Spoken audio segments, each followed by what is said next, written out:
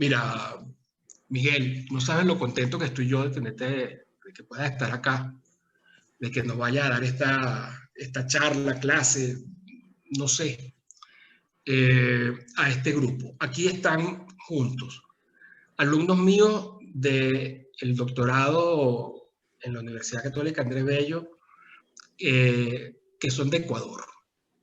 También están algunos alumnos míos de un seminario de doctorado, también aquí en la Católica Andrés Bello, donde hay venezolanos y hay una brasileña, que estaba conectada, pero creo que se cayó Débora.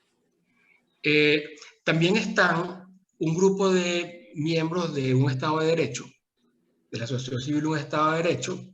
Tú sabes que yo soy el fundador ahí, el director, que llegamos a un acuerdo, bueno, no solamente contigo, sino también con Ninosca, de hacer algo, un seminario especial sobre, lo llamé derecho interdisciplinario y experimental, como para intentar ponerle un cabo ya aquí en tierra firme al derecho.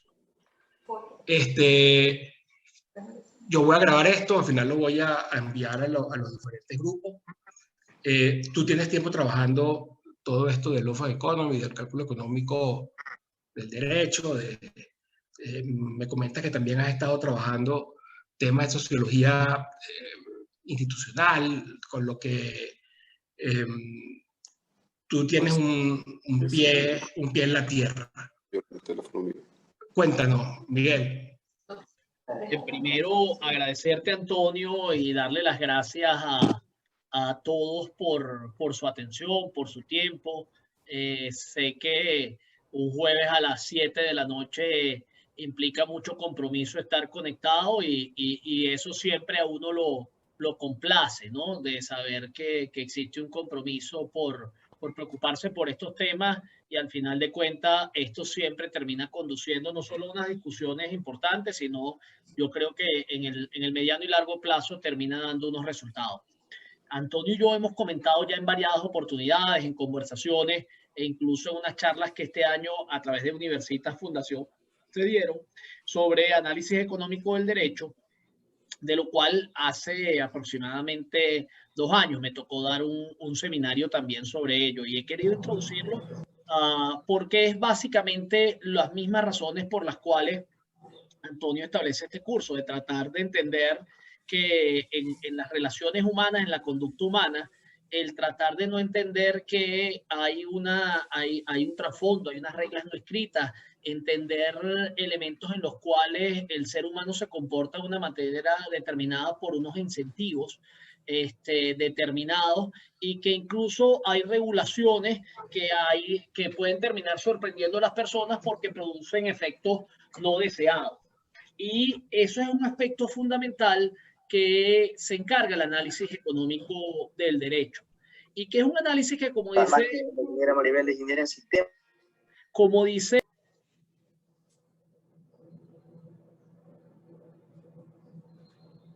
profesor, se le silenció el micrófono.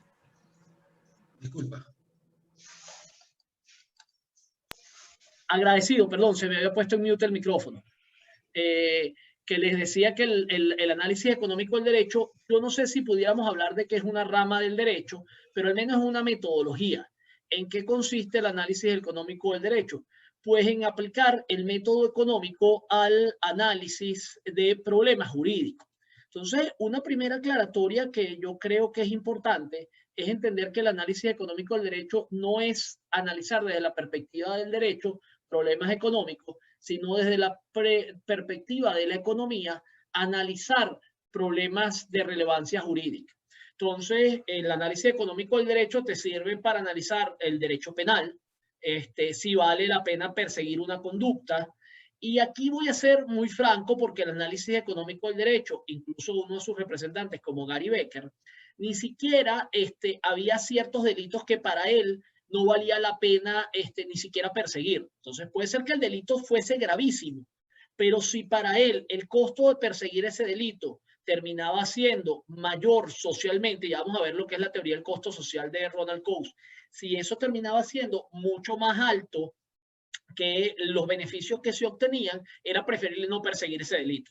Entonces, el análisis económico del derecho, desde la perspectiva positiva, positiva quiere decir desde sus efectos, pone de lado elementos valorativos en su perspectiva positiva. Positiva quiere decir, desde el punto de vista científico, como bien sabemos, es que analizo efectos.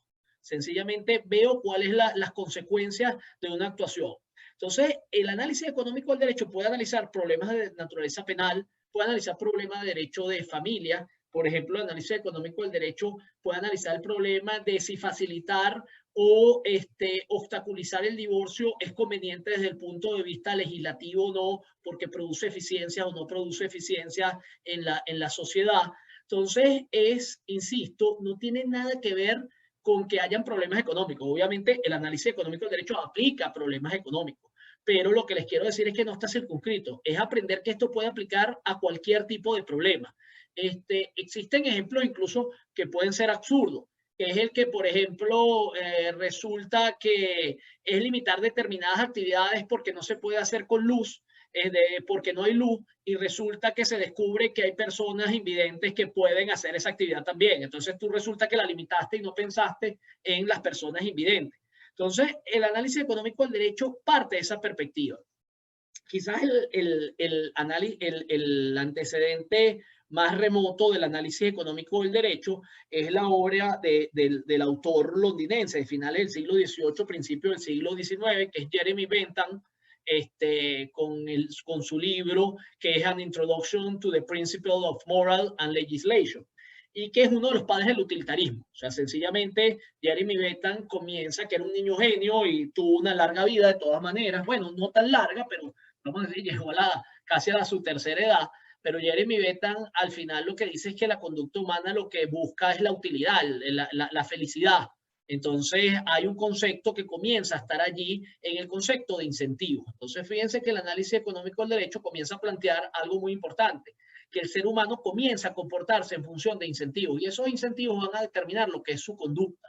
Y voy a adelantar algo sobre lo cual hemos hablado Antonio y yo, que es que todo nuestro derecho occidental, bueno, no occidental, nuestro derecho continental, está basado en unos principios aristotélicos que parten de la base de una valoración, en la cual hay métodos deductivos, es decir, se construyen unos valores y en función de esos valores se tratan de aplicar esos valores en la sociedad y se trata de corregir a la sociedad. Entonces, mientras que el common law parte de métodos inductivos, en el sentido que las conductas específicas son las que van a moldear. Entonces, la fuente del derecho, y fíjense lo importante de esto, mientras en nuestro sistema la fuente del derecho es la ley fundamentalmente, en el common law, como todos sabemos, es el precedente, pero porque el precedente, que es no es la primera sentencia, es la segunda sentencia que se pronuncia y repite o acoge lo establecido en una sentencia anterior, el precedente recoge cuál es la conducta equitativa en la sociedad. Entonces, autores como Posner lo que dicen es, allí la fuente del derecho es el juez que a través de su sentencia reconoce una conducta eficiente. Entonces, por eso está basado en principios inductivos, y para autores como Posner, por eso es que no solo la diferencia de la fuente del derecho continental con el derecho anglosajón, sino que el elemento fundamental es que en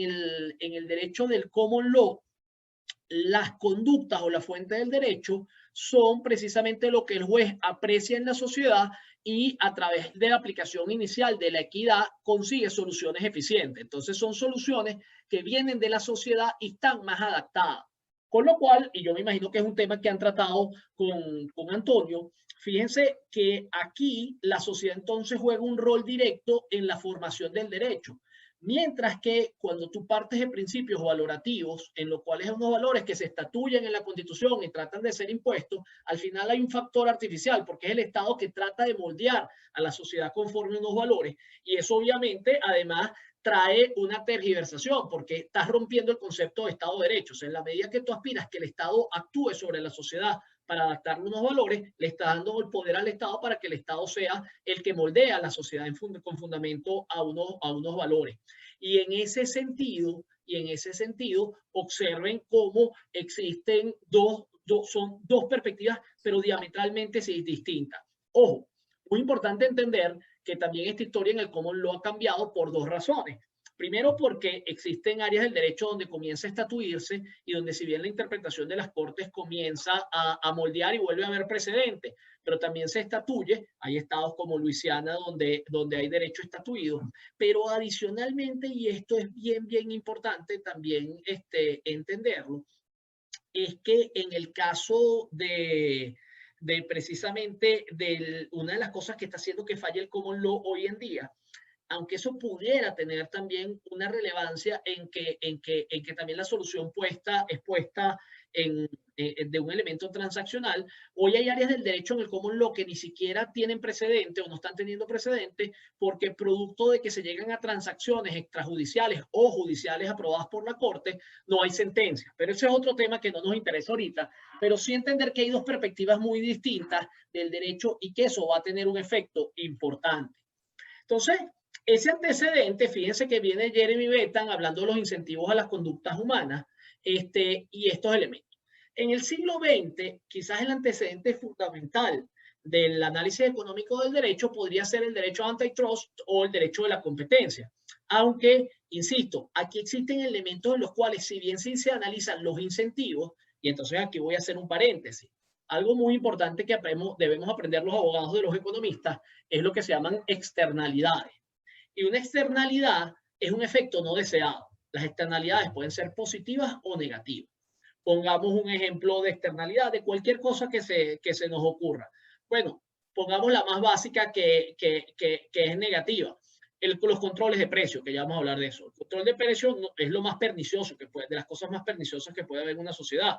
Pero no solo que comienza a ser pernicioso en ese sentido, sino que en sí mismo, sino que fíjense que en el buen deseo, en la ingenuidad de quien trata de imponer un control de precio, él cree que va a beneficiar al consumidor. ¿Y cuál es la externalidad negativa que produce el control de precio? Bueno, que va a producir escasez, porque si yo establezco un precio por debajo de lo que alguien estaría dispuesto a vender, pero aparte de que creo que estoy, ok, no sé si me están escuchando, si alguien me puede sí. Perfecto. Bien. Ahora sí. Ahora sí. Entonces, si ustedes toman en cuenta algo importante, que es que el control de precio, ¿cuál es el efecto que te va a producir? Que entonces nadie va a querer vender ese producto, ni siquiera en que lo están haciendo, y los consumidores que estaban dispuestos a pagar más por eso, ahora van a comprar el doble. Entonces, el efecto es la escasez. Entonces, produjiste un efecto no deseado. Y eso es muchas veces lo que pasa cuando tú dictas regulaciones basadas en los valores o en buenas intenciones, sin entender cómo la conducta humana actúa entre esos efectos. También puedes tener externalidades positivas en determinadas regulaciones. Pues de hecho, la ley de expropiación te analiza lo que son las plusvalías que se te producen cuando hay una expropiación y creas una obra grande. Pues tú tienes un efecto no deseado positivo que aumentas el precio probablemente de las obras que están alrededor. Entonces, una cosa muy importante de entender es que cuando hay una conducta estatal o cualquier conducta incluso humana, puede producir efectos no deseados. Y eso es lo que es la externalidad, que son efectos que pueden ser positivos o negativos. Entonces, lo primero que comienza a decir el análisis económico del derecho es no solo proponer de recordar que el ser humano se comporta conforme unos incentivos y de nada vale determinadas regulaciones si esos incentivos siguen prevaleciendo y estando allí, sino que adicionalmente comienza a decir que a poner en boga otra vez el mercado, porque el mercado tiene un valor desde el punto de vista jurídico en la resolución de conflictos y en cómo se resuelven esos conflictos. Y para adelantarme en ese punto, es un típico caso precisamente de uno de los fundadores del análisis económico del derecho, que es un economista, que es Ronald Coase, y Ronald Coase es un Nobel de Economía. Entonces, Ronald Coase analiza lo que es el problema del costo social. Ese trabajo, que es un articulito de 40 páginas, lo llevó a él a tener el Nobel de Economía. ¿Qué es lo que hace Coase? Obviamente Coase parte de una posición muy básica, pero hay que entender que eso ha evolucionado. Pero Coase lo primero que tiene una regla, que es el teorema de Coase, que él no lo dice así en el artículo, si lo leen, está público, es público el artículo. Entonces, Coase lo que te dice que si los costos de transacción son bajos o cercanos a cero, la propiedad va a ser asignada en definitiva a quien verdaderamente valore su uso, que no es necesariamente su propietario verdadero. Y les pongo un ejemplo que nos va a ayudar a entender de lo que estamos hablando. En el ejemplo de Coase, uno de los ejemplos tantos que utiliza Coase, él dice lo siguiente: mire, usted tiene un panadero que coloca su panadería y al lado hay un vecino, un médico, que tiene su consultorio. Y resulta que el panadero comienza a explotar, a vender su pan y le va muy bien. Y al médico también le va bien, pero de pronto el panadero le va tan bien que quiere vender más pan y tiene que ocupar los espacios que colindan con el consultorio del médico. ¿Y qué sucede en ese momento? Pues que el médico, por el ruido que hace el panadero, no puede hacer su consulta. Entonces, ahí la intervención desde el punto de vista de los valores probablemente hubiese sido que a través de un interdicto, fíjense, a través de un interdicto, el médico hubiese logrado que hay un interdicto por molestia, interdicto por perturbación, y entonces le ordenarían al panadero que no explotara ese pan. Pero resulta que la sociedad quiere pan, que él está explotando ese pan allí es porque mucha gente quiere pan. Entonces, como dice, si ahí no se hubiera metido un juez y no hubieran aplicado la alcaldía, el municipio, ese interdicto, y el pan era más valorado por la sociedad, el panadero le iba a pagar al médico porque no, o no explotar el consultorio, le iba a arrendar, le iba a pagar lo suficiente para que él se trasladara su consulta a otro lado, o incluso hasta le hubiera pagado para las horas en las cuales se producía el pan, él lo pudiera producir y le pagaba al médico lo que se ganaba por la consulta. Entonces, allí el mercado actúa de forma eficiente en la asignación de recursos porque permitió que la sociedad resolviera el problema. Entonces, fíjense de lo que estamos hablando. O sea, Coase lo que plantea es que hay unos costos y el creer que la intervención estatal a priori va a producir un resultado óptimo no necesariamente es así. De hecho, él cree que si no hay intervención estatal, incluso de las cortes, es probable que las personas encuentren una solución óptima allí. Entonces, fíjense que dentro de los autores modernos que fundan el análisis económico del derecho, en la segunda mitad, al inicio de los años 60 del siglo XX, está Ronald Coase con el problema del costo social. Está precisamente otro Nobel, Gary Becker, que es Crimen y Castigo, una aproximación económica, y Gary Becker revoluciona todo, porque Gary Becker comienza a analizar cómo hay ciertas conductas penales o conductas que son determinadas como delitos que no es eficiente perseguirlas, y hay otras que de las cuales se está persiguiendo, el costo de persecución es mayor, y entonces es lo que determina si es más valioso para la sociedad en realidad perseguirlo o no. Becker sí necesitamos un poco de los economistas para leerlo, porque Becker incluso hace sus demostraciones, incluso aplicando algunas funciones en ese sentido, pero Becker pone en boga un tema de incentivos y establece incluso cómo hay delitos en los cuales al delincuente es preferible correr el riesgo de cometer el delito frente a la pena. Incluso, por ejemplo, Gary Becker dice algo que es interesantísimo, que es que Becker dice, mire, si todas las penas, o sea, una tendencia ahorita es a la penalización, a la criminalización absoluta de cualquier conducta. Entonces lo que dice, mire, si usted por robar y por un homicidio coloca el mismo tipo de pena, usted lo que va a hacer es que el ladrón siempre mate, siempre mate, por supuesto asumiendo que hay un sistema de acumulación ideal de delitos allí que están en el tope máximo, pero si usted roba y al que usted roba es el único testigo de que usted lo robó o quien pueda atestiguar que usted lo robó y la pena es lo mismo por robar que por matar, lo van a matar porque sencillamente el castigo es el mismo. Entonces sería más eficiente que el delito o el castigo por robar, la pena por robar, sea mucho más baja y el efecto que usted va a lograr es que él se va a arriesgar menos, o sea, va a robar, pero lo va a pensar antes de matar a la persona. Entonces Gary Becker comienza a entender cómo funcionan los incentivos, incluso cómo los incentivos de penalizaciones máximas actúan de esa manera. De hecho, en Venezuela lo podemos ver de manera evidente, donde pues hay personas que cuando hay leyes que son injustas o que desde el punto de vista económico no la pueden soportar, pues lamentablemente, y lo tengo que decir como profesor universitario, esa persona tiene incluso incentivos de determinar cuánto debería reservar en su conducta para pagar por no ser perseguido judicialmente si es capturado en esa conducta. Entonces, ¿qué es lo que ocurre? Yo no es que esté justificando otra razón. O sea, lo que dice Becker es que eso es lo que te va a pasar. Entonces la persona va a seguir haciendo esa conducta y al final del camino lo que va a preferir es pagar. De hecho, este ejemplo no solo es de Becker, sino precisamente Mises en su libro sobre precisamente la regulación, en la parte introductoria, comienza a hacer la historia de lo que pasa con la regulación y lo que va a terminar pasando al final del camino. Pues que el empresario tendrá que decidir si paga algún soborno para evitar la regulación, y si eso le es menos costoso, pues terminará soportándolo y tendrá la misma conducta. Entonces, fíjense que está eso, pero hay otra tendencia dentro del análisis económico del derecho, que es precisamente Guido Calabresi. Y Calabresi, que fue decano de la Universidad de Yale, Calabresi aplica el análisis económico del derecho, pero Calabresi sí sostiene que debe haber un elemento normativo, es decir, que luego el análisis positivo debe haber una pregunta valorativa en algunos casos si la sociedad, aún sabiendo que no es eficiente la solución, de todas maneras, desde el punto de vista de los valores, debe acogerlo. O sea, Calabresi también pone temas difíciles, porque estos son temas muy difíciles. Le pongo un caso importante. Imaginémonos que la persecución del delito a un pederasta, de la pederastía, como tal, es muy difícil de detectar. Y desde el punto de vista económico sería ineficiente. Pero si yo como sociedad considero que yo no quiero soportar que esa conducta suceda, pues yo, más allá de que sea eficiente o no su persecución, yo como sociedad decido asumir el costo. Entonces, Calabresi suma un tema importante, que es el elemento de la valoración. Entonces, Calabresi acoge el análisis económico del derecho, cree que debe utilizarse, pero ponen esto. Y fíjense algo muy importante que yo les quiero decir a nuestros amigos de Ecuador y Venezuela, que nosotros clásicamente tenemos un código civil y el que causa un daño debe reparar. Entonces resulta que yo voy por la calle y yo pues atropello a alguien y le rompo un brazo.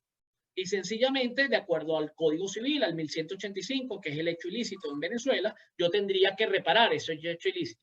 Pero si yo pago, si el Estado tiene una seguridad social y la salud es gratuita, Calabresi lo que dice es, bueno, pero ¿por qué tú tienes que pagar? A lo mejor el Estado tiene que reparar o no eso.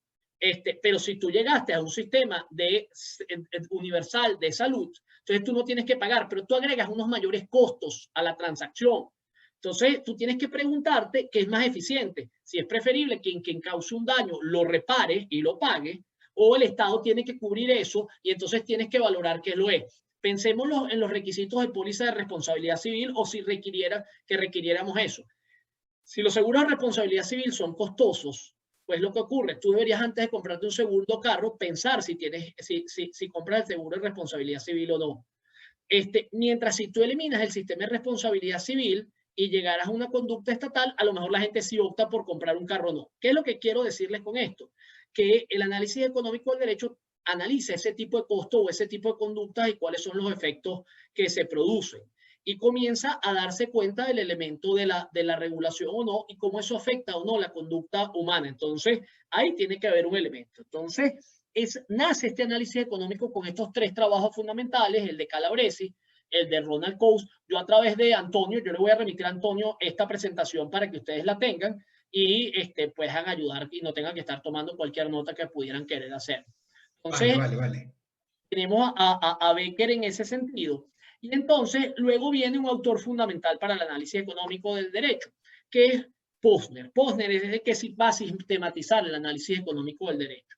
Y Posner dice pues, que la economía es una ciencia de la elección racional. Es decir, en un mundo donde tú partes de la base de que los recursos están limitados, pues los deseos, las necesidades humanas van a variar en función de los incentivos de tener esos recursos.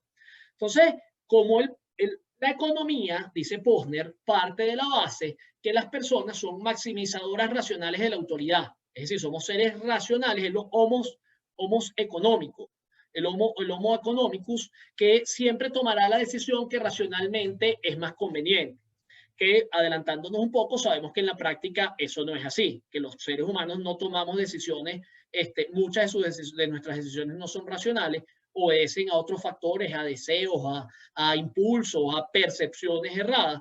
Pero él dice que en la mayoría de los casos se toman las decisiones en eso. Entonces, quiere decir que en la medida que las personas obedecen a incentivos, si tú quieres modificar esas conductas, tienes que entender cuáles son esos incentivos, porque la persona siempre hará la conducta que maximice esa utilidad. Y fíjense que era lo que veníamos explicando. Entonces, cuando tú tienes una regulación que no toma en cuenta esos incentivos, esa regulación probablemente es inefectiva y la persona incluso asumirá o contabilizará cuál es el costo de desobedecer esa conducta. De hecho, el control cambiario fue derrotado en Venezuela, en definitiva, y se logró desde aquel discurso de que derrotaremos al dólar paralelo a que hoy se logró algo que era impensable en Venezuela, que se vende gasolina en dólares y más cara que en cualquier momento, porque al final se comprendió, o sea, el incentivo humano derrotó a la regulación. Entonces, al final del camino, con un gran costo, pues un país que está prácticamente quebrado, pero luego del costo y de un gran aprendizaje terminan dándote cuenta de que estas conductas maximizadoras de la utilidad estaban. Entonces,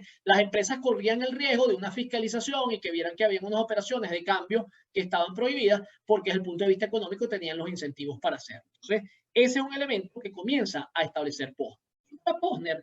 Hay 4 elementos fundamentales que toma la economía en el análisis económico del derecho. Primero, la ley de la demanda. Fíjense que no digo la ley de la oferta y la demanda, porque aquí sí hay un elemento fundamental, que la verdad que lo que determina que algo se haga o no es la demanda. O sea, es el comportamiento del consumidor, en mi perspectiva. Sin duda que el empresario tiene un rol importante, pero al final la demanda tiene un elemento fundamental.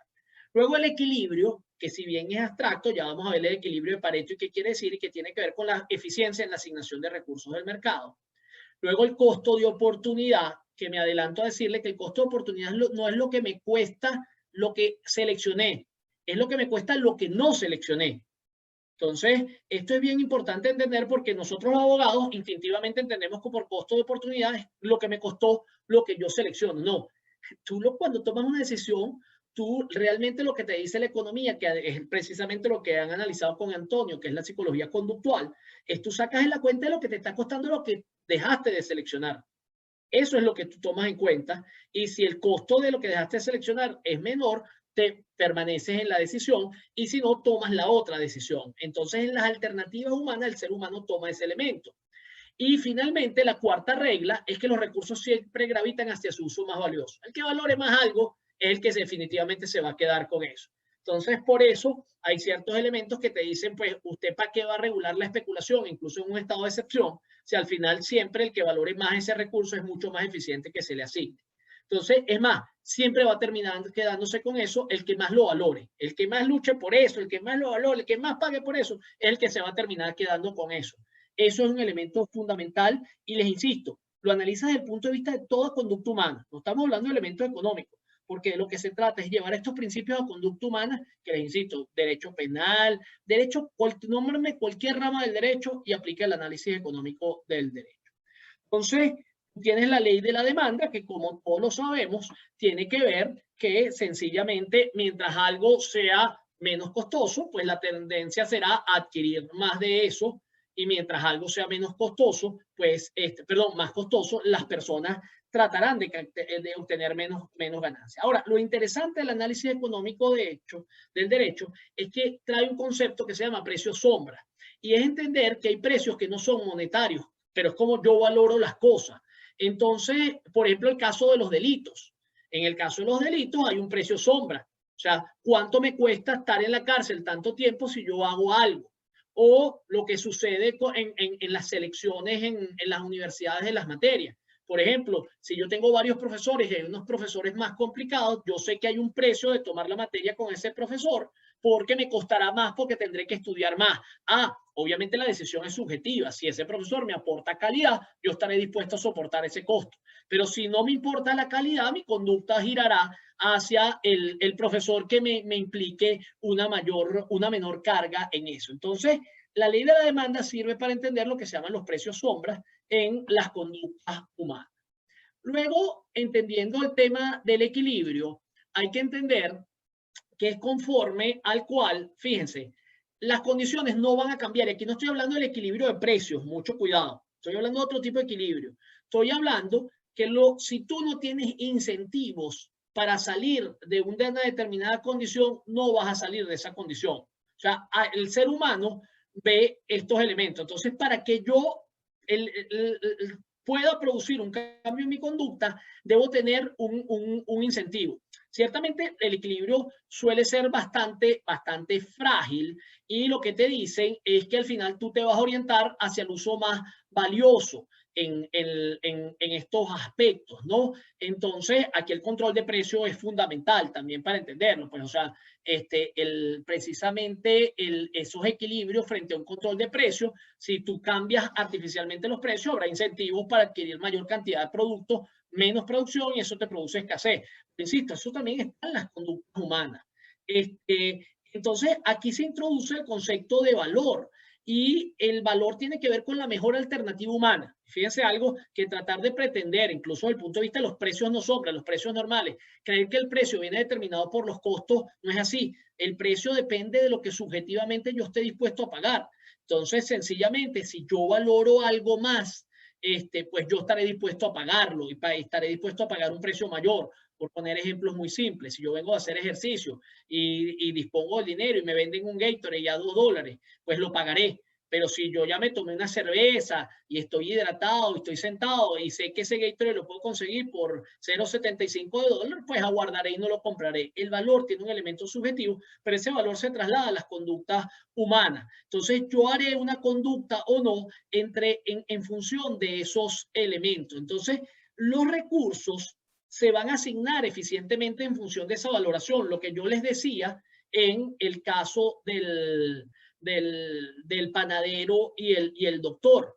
Fíjense que en ese caso el panadero y el médico, ¿qué era lo que terminaba sucediendo? Pues la valoración que haga la sociedad al final va a determinar cuál era el recurso más valioso que ellos querían o cuál él esperaba. Y eso, ojo, aquí hay dos elementos que son importantes y que distinguen el análisis económico del derecho, que es el costo social versus el costo privado. El costo privado, hubiera habido un costo privado del panadero pagándole al médico para que él le permitiera utilizar la panadería completa y no tuviese no tuviera que frenarlo. Pero desde el punto de vista social puede ser que no haya costo social, porque sencillamente incluso puede ser beneficioso desde el punto de vista social, porque eso está permitiendo que la gente siga accediendo al pan. Entonces una cosa es el costo de intercambio y otra cosa va a ser el costo social. O sea, una cosa es lo que me cuesta a mí para pagarlo, pero otra cosa es que a lo mejor haya el mismo número de recursos. Por ejemplo, si hay dos bombas de gasolina y yo compro una para que el otro cierre y yo solo venda, imaginémonos que yo puedo seguirlo vendiendo y mantengo los precios. Pues hubo un costo privado en comprar la otra estación de gasolina. Pero desde el punto de vista social, si yo abastezco todo igual, para la sociedad fue transparente lo que sucedió en esa transacción. Entonces, fíjense qué es lo que sucede y tiene que ver con el teorema de Coase, que al final la propiedad va hacia su uso más valioso, el que lo valore más. El que valore más una propiedad, el que valore más algo, va a ser el que finalmente se quede con ese recurso. Y por eso ahí hay unas eficiencias en la economía que las invito a pensarlo en el caso del pan, y ahí el teorema de Coase pone muchísimo más casos, y es lo que determina este tipo de conducta humana. Entonces, los recursos se orientan hacia su uso más valioso, y esto es lo que Posner habla, y lo habrán leído en cualquier libro de microeconomía que seguramente habrán visto, que es que al final los incentivos funcionan como un magneto. Entonces, ese magneto funciona, pero cuando yo impongo una regulación, la regulación puede tratar de distorsionar que ese magneto no funcione, porque pone barreras que no funcionan, y puede hacer, y no porque las personas actúen irracionalmente. Entonces hay que tener cuidado, porque esos magnetos traen eficiencias y son señales para la economía.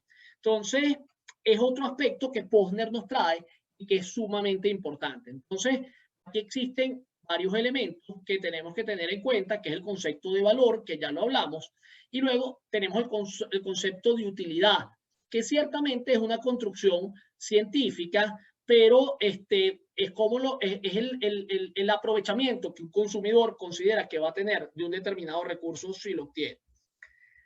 No me quiero meter por razones de tiempo, y Antonio, podemos tener una clase luego un poquito para extendernos, porque la idea es un overview de todo esto. Me gusta.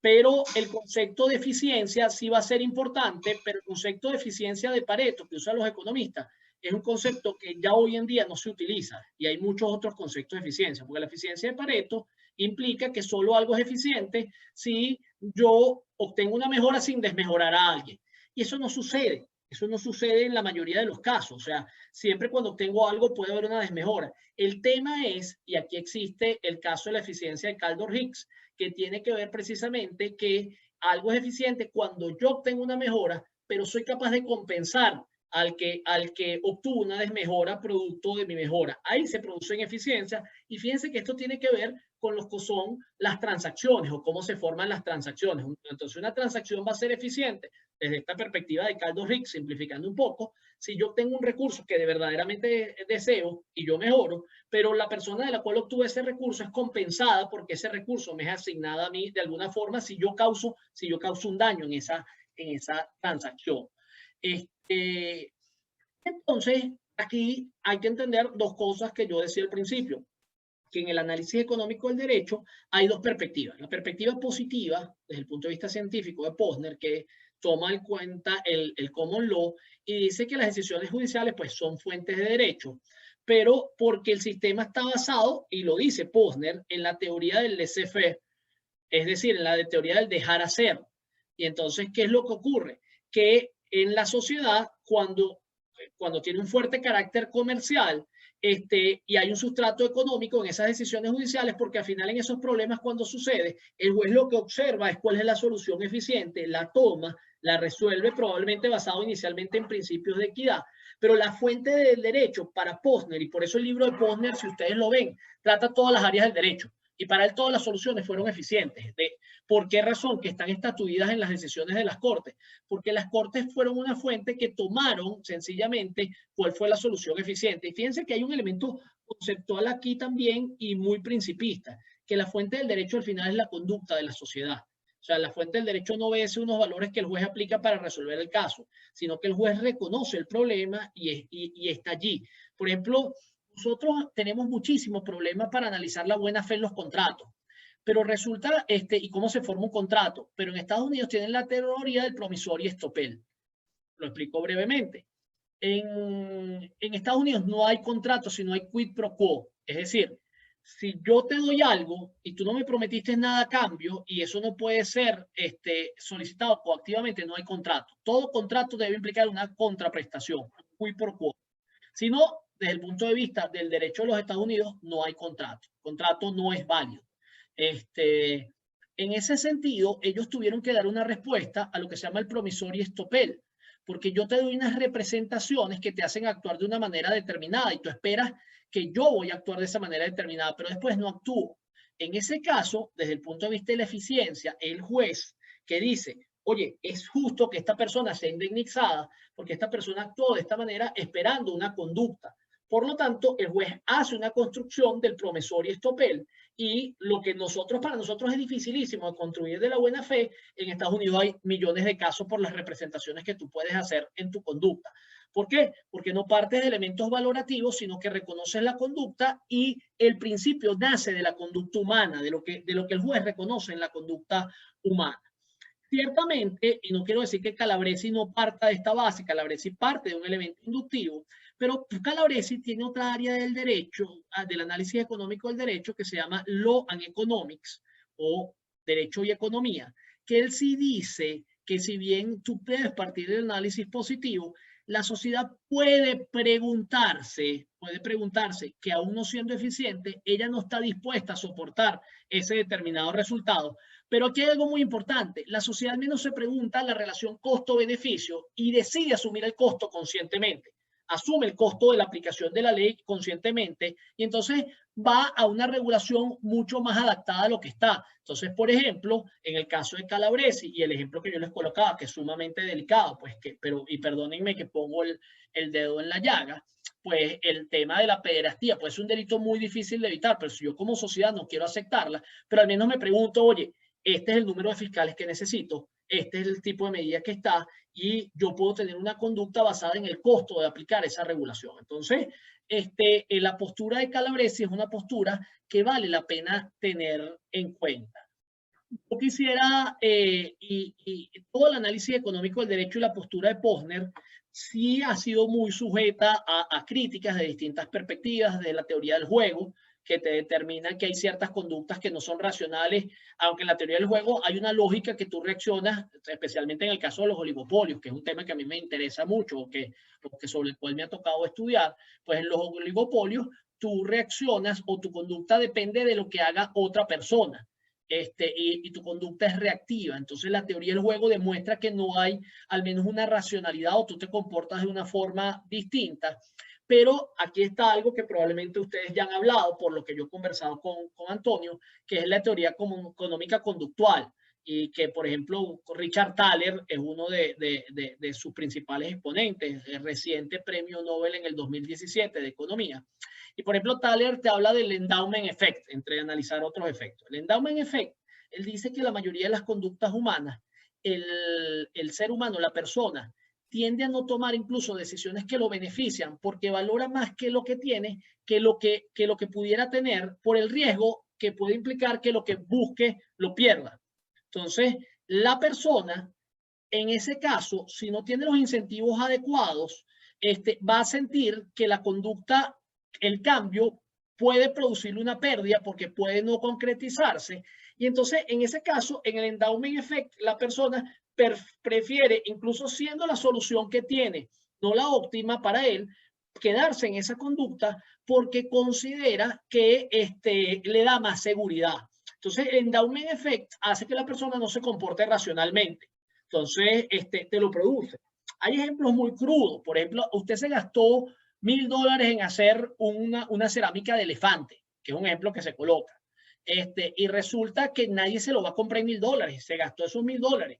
Y llega alguien y le ofrece $100. Y resulta que usted no se lo vende eso a los $100, que es el único que está dispuesto a darle $100 por eso, cuando usted podría reducir su pérdida a $900 con esos $100, pero es porque a usted le costó 1000. Entonces, a veces lo racional es que lo venda, porque usted no quiere quedarse con ese elefante, es más, no lo quiere ver más nunca en su vida. Pero usted se queda con su elefante porque usted dice, coño, me costó 1000 y yo me quedo con mis 1000. Cuando lo lógico es que agarra tus $100 y vas a estar mejor con los $100 que con el elefante de 1000, que fue una pérdida. Entonces, esto es una enseñanza importante también para el análisis económico del derecho, porque la teoría de la elección racional que priva en el análisis económico del derecho no es una teoría que, si bien yo creo que en la mayoría de los casos, como todo modelo te funciona y tiene un elemento predictivo que tiene una utilidad científica, hay que entender que existen distintos elementos. Entonces, ojo, desde el punto de vista del derecho, personas como Richard Thaler, en su libro Notch, que fue básicamente el que le valió el premio Nobel de Economía, él lo que propone es que si hay intervenciones estatales, deben estar guiadas es a que la persona tome decisiones mejor informadas. Es decir, yo no modelo la conducta humana, pero yo sé que hay ciertas cosas que el ser humano se comporta de una manera ineficiente, que toma decisiones que no necesariamente son las mejores ni siquiera para él. Entonces, la regulación lo que debería buscar para personas como Thaler es que la persona esté informada, que entienda, mire, señor, si usted hace eso, para usted es peor por esto, esto y esto. Ah, bueno, usted decidió quedarse con su elefante blanco. Bueno, agarre su elefante blanco y haga lo que le dé la gana con el elefante blanco. Pero para usted hubiera sido mejor los $100. Estoy simplificando, insisto, estos temas, pero de eso va el análisis económico del derecho.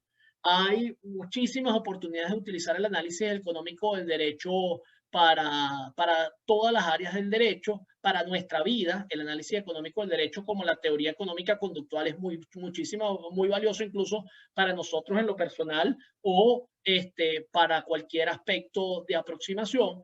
Y yo creo que es un aporte que quiero compartir y que agradezco a Antonio la oportunidad de estar contigo esta noche acá.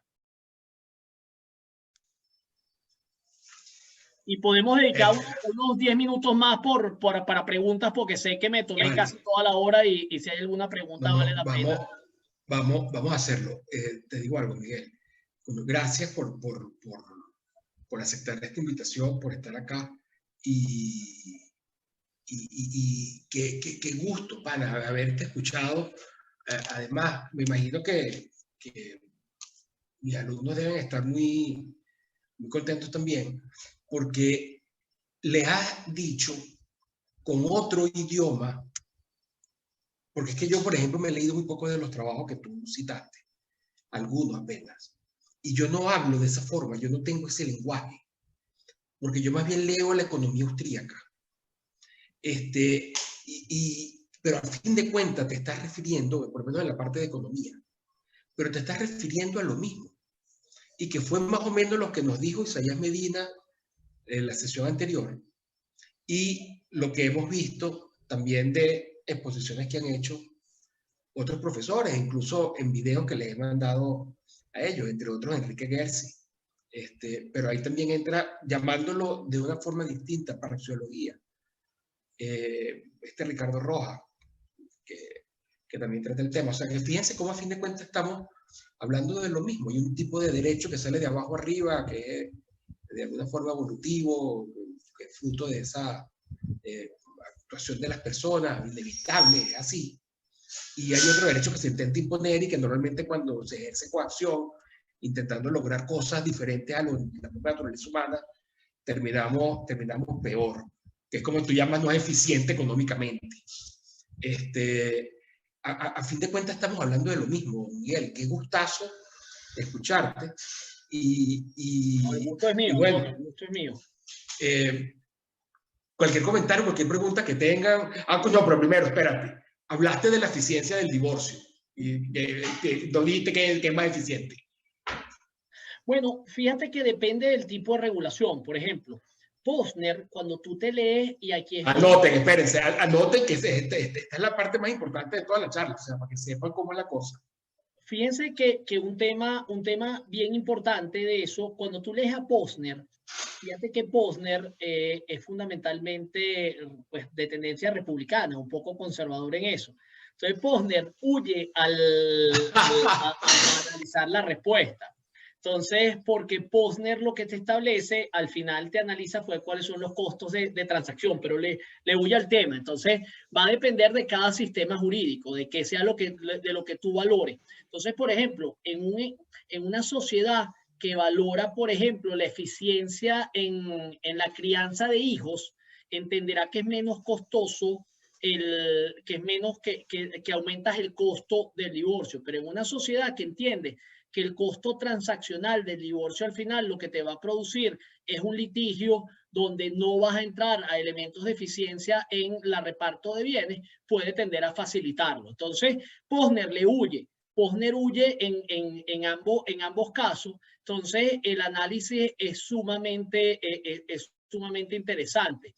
Ahí hay que analizar, por ejemplo, que si quisiéramos hacer un análisis económico del derecho, el análisis de la perspectiva de Gary Becker no solo es la transacción privada, que era lo que yo les hablaba, el costo de intercambio, sino también es el costo social. O sea, ¿cuál es el costo para la sociedad de una u otra conducta? Y les voy a poner un ejemplo en algo todavía más complicado, que es el caso del aborto, y es de este economista, y perdónenme que se me olvida el nombre siempre, y eso que he leído el nombre varias veces, si alguien me lo recuerda, de Freakonomics,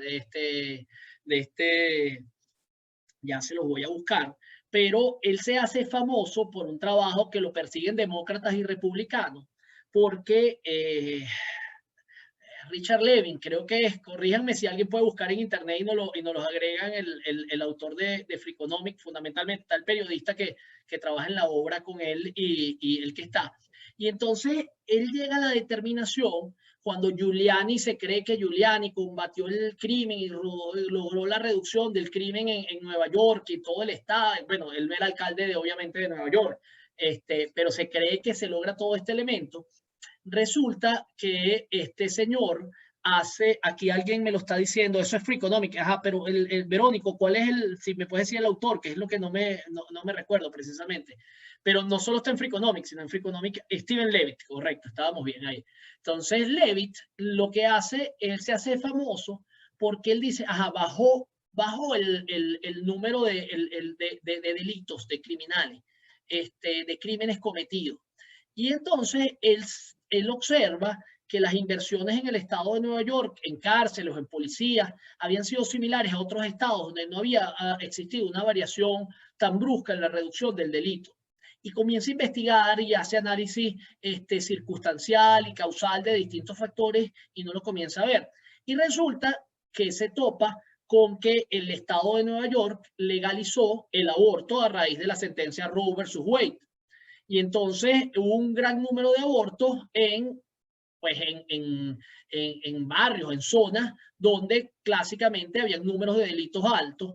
Y para él, Levitt lo que termina concluyendo es que lo que se había producido en ese caso era específicamente que pues, una cantidad de personas que al no nacer y que probablemente hubiesen sido delincuentes, pues esas personas al final del camino no terminaron cometiendo delitos y la tasa de delincuencia tenía que ver con este elemento. Y de hecho él luego lo compara con otros estados y está allí.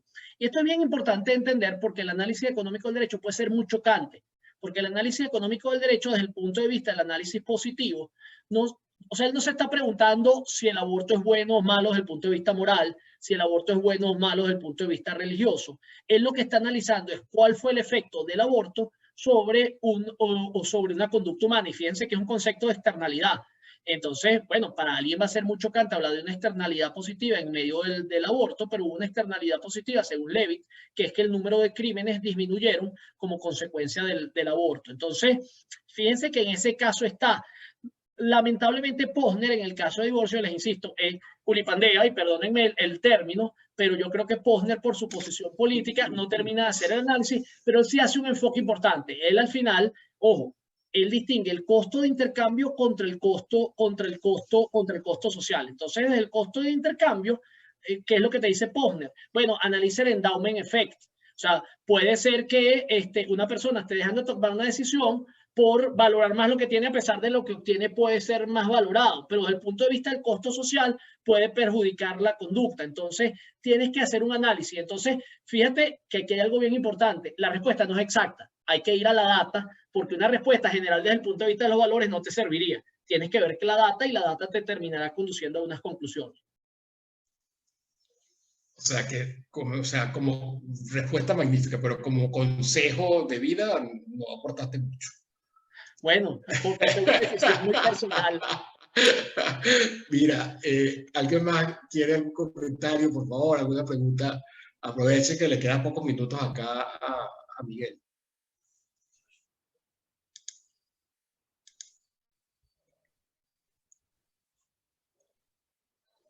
Todo el mundo callado. Bueno, eso quiere decir que o más o menos se entendió o no gustó mucho, pero lo que sí estoy muy contento de compartir con ustedes, y quizás, Antonio, en una próxima oportunidad lo que sí podríamos hacer es precisamente el tocar un tema específico. Entonces, por ejemplo... Sí. No, pero mira, esta visión que hiciste está maravillosa. En verdad, Miguel, que te lo agradezco muchísimo. Además, que bueno, que lo metiste todo en unos 35 minutos. Y yo creo que ahí tenemos ya un mapa bien bueno. Mándanos los libros, anda. Ya yo se los voy a mandar, los libros y la presentación para que las tengan, y nada, súper agradecido, de verdad. Y nada, pues seguimos en contacto, Antonio, y saludos a todos. Hay mucha gente aquí que conozco, así que cariños a todos. Un abrazo, hermana. Un abrazo. Bueno, chicos, nos vemos luego.